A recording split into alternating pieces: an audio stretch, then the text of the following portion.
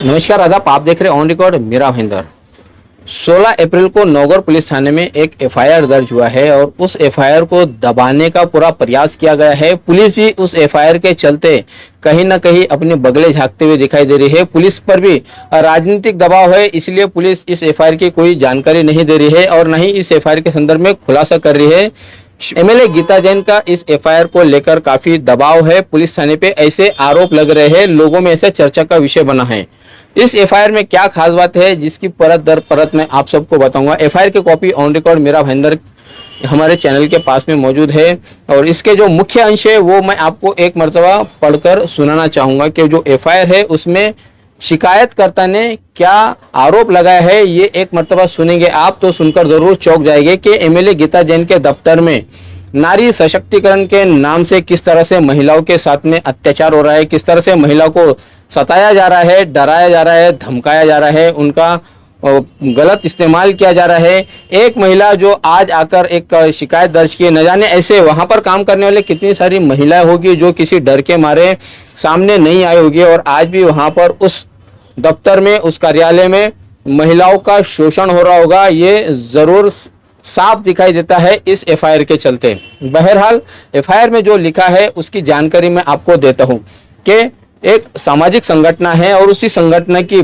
महिला पदाधिकारी ने एफआईआर में कहा है कि वो पिछले 7 सालों से मीरा भाईंदर शहर में समाज सेवा का काम करते आ रही है और पीड़िता एक सामाजिक संगठन की डायरेक्टर है। वो अपने काम के लिए अपने रोजमर्रा की जिंदगी में iPhone 13 Pro Max इस मोबाइल का इस्तेमाल करती है। उन्हें 18/3/2024 को यानी 18 मार्च को करीब 2 बजे के आसपास में उसी संस्था के जो एक कानूनी सलाहकार है जिनका नाम है राजन वासु नायर, जो एमएलए गीता जैन के बहुत करीबी माने जाते हैं, बरसों से उनके साथ में रहकर वो काम करते आ रहे हैं और बहुत ही वफादार है एमएलए गीता जैन के, ऐसा बताया जा रहा है।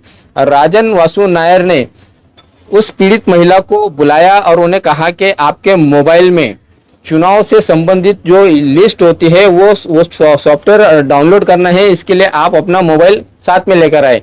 जब ये पीड़ित महिला उस ऑफिस में गई, एमएलए गीता जैन के कार्यालय में जहां पर वो रहती है वहां पर गई। वहां जाने के बाद में उन्हें फर्स्ट फ्लोर पे ले जाया गया। ले जाने के बाद में वहां पर दर्शिल शर्मा नामक एक व्यक्ति को बुलाया गया और उस व्यक्ति ने इसी पीड़िता का फोन अपने पास में लिया और उनसे कहा कि हम इसमें कुछ सॉफ्टवेयर डाउनलोड कर रहे हैं जो चुनाव की यादी जो होती है उससे संबंधित है।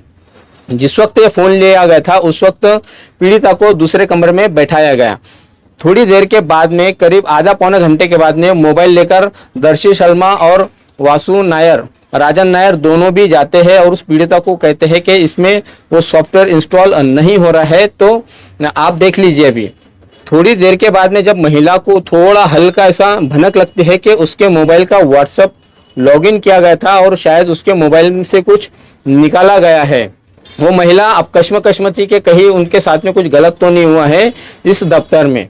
उसके बाद 13 अप्रैल को इसी पीड़ित महिला के घर पर आजाद खान नामक एक बोरीवली का व्यक्ति, उसके एड्रेस से एक पत्र आता है जिसमें उन्हें बताया जाता है कि आप राजनीति छोड़ दें, आप राजनीति के आड़ में क्या कर रहे हो ये हमें पता है।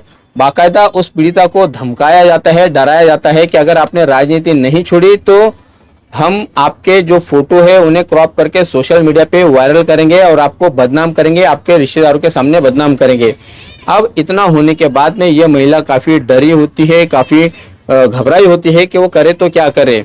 न्याय के लिए वो कई लोगों के पास में जाते हैं लेकिन उनका कोई साथ नहीं देता है। यहाँ तक कि वो एमएलए गीता जैन के पास में भी जाती है लेकिन गीता जैन उन्हें किसी प्रकार का कोई हस्तक्षेप नहीं करते हैं, ना ही उन्हें मदद करते हैं। आखिरकार जाकर महिला नौगढ़ पुलिस थाने में जाती है, चक्कर काटती है और नौगढ़ पुलिस थाना तब कहीं जाकर उस महिला की शिकायत पर कई सारी दफाओं के तहत, जिनमें आईटी एक्ट 66 और 43, इसी तरह आईपीसी की 120 भी, 500 और 506 इन धाराओं के तहत 3 लोगों के खिलाफ में मामला दर्ज होता है, जिसमें से पहला आरोपी के तौर पर राजन वासु नायर जो एमएलए गीता जैन का बहुत ही करीबी है उसे आरोपी बनाया जाता है। दूसरा होता है दर्शिल शर्मा और तीसरा होता है आजाद खान। नौगढ़ पुलिस थाने ने इस संदर्भ में बिल्कुल ही गुप्तता रखी है, बिल्कुल ही कॉन्फिडेंशियल इस एफआईआर को रखा है। किसी प्रकार की कोई जानकारी नहीं दे पा रही है। उनकी अपनी क्या मजबूरी है क्या वो पापा की परी के दबाव में है, इस तरह की चर्चा पूरे मीरा भाईंदर शहर में सुनाई दे रही है। एमएलए गीता जैन के कारण ही इस मामले को दबाने की कोशिश की गई, ऐसे आरोप भी उठते हुए दिखाई दे रहे हैं।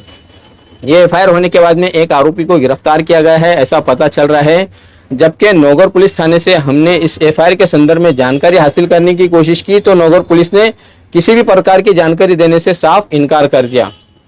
अब ऐसे में सवाल ये उठता है कि हमारे शहर की विधायिका गीता जैन जो यहाँ पर बड़े बड़े दावे करती है महिला सशक्तिकरण के नाम से, नारी सशक्तिकरण के नाम से, उन दावों को अगर हम देखते हैं और दूसरी तरफ उन्हीं के बंगले में, उन्हीं के कार्यालय में ऐसे महिलाओं के साथ में अत्याचार होता है, उन्हें ब्लैकमेलिंग की जाती है, उन्हें डराया धमकाया जाता है, उनका गलत इस्तेमाल करके उन्हें कहीं ना कहीं दबाने की कोशिश की जाती है, तो क्या एमएलए गीता जैन अपने इन स्टाफ के साथ में मिलकर ये सब कर रही है, या फिर एमएलए गीता जैन को इस पूरे मामले की कोई भनक नहीं है, कोई जानकारी नहीं है और इस मामले से उनका कोई लेना देना नहीं है? ये उनसे स्पष्टीकरण आना बहुत ज़रूरी है, क्योंकि जिस तरह से एमएलए गीता जैन का नाम उछाला जा रहा है तो कहीं ना कहीं साफ पता चलता है कि महिला सशक्तिकरण के नाम पर अपनी राजनीतिक रोटी सेकने वाली गीता जैन के खुद कार्यालय में, खुद उनके दफ्तर में एक महिला को इस तरह से परेशान किया जा रहा है, महिला को ब्लैकमेलिंग की जा रही है। तब एमएलए गीता जैन क्या करेगी ये आने वाले समय में पता चलेगा। बहरहाल जो नारी सशक्तिकरण, महिला सबलीकरण, महिला के उद्धार, इस तरह के ये जो वर्ड्स इस्तेमाल किए जाते हैं एमएलए गीता जैन द्वारा, आज उनके ही कार्यालय में ये जो भंडाफोड़ हुआ है जिसमें महिला ने हिम्मत दिखाई है और यहाँ पर आकर उन्होंने एफआईआर की है। अब देखना है कि जिस तरह से इस महिला ने आकर इतनी हिम्मत दिखाई है, इतना यहाँ पर आकर उन्होंने पुलिस के खिलाफ, पुलिस के पास में जाकर शिकायत दर्ज की, तो क्या और भी ऐसे महिलाएं हैं जिनके साथ में ऐसा हो रहा होगा और वो डर के मारे वो महिलाएं सामने नहीं आ रही होगी? ऐसी भी जो पॉसिबिलिटी है इसे नकारा नहीं जा सकता।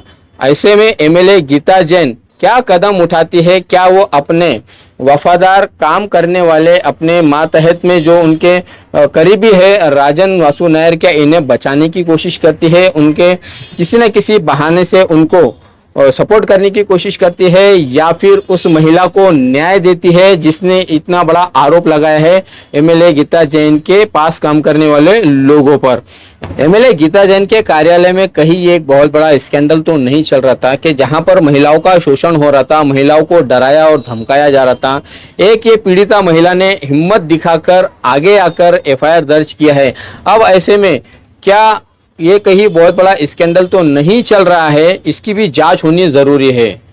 मीरा भाईंदर वसई विरार पुलिस कमिश्नरेट से हम आशा करते हैं और ये मांग करते हैं कि पुलिस यहाँ पर एक समिति गठित करके इस पूरे मामले की जांच पड़ताल करे। कहीं यहाँ पर बड़े पैमाने पर स्कैंडल को अंजाम तो नहीं दिया जा रहा था। महिलाओं का जो शोषण हो रहा है, महिलाओं के सशक्तिकरण के नाम पर, उस पर रोक लगना बहुत ही जरूरी है।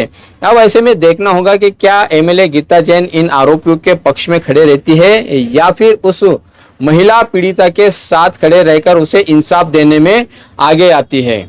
बहरहाल पुलिस को जरूर इस पर गंभीरता से जांच करनी चाहिए। आला से आला यहाँ पर कमेटी गठित करके इस पूरे मामले का पर्दाफाश होना चाहिए कि इस पीड़िता की तरह और कितनी महिला पीड़िता है जो किसी कारणवश सामने नहीं आई है। ये बहुत बड़ा सवाल यहाँ पर खड़ा होता हुआ दिखाई दे रहा है।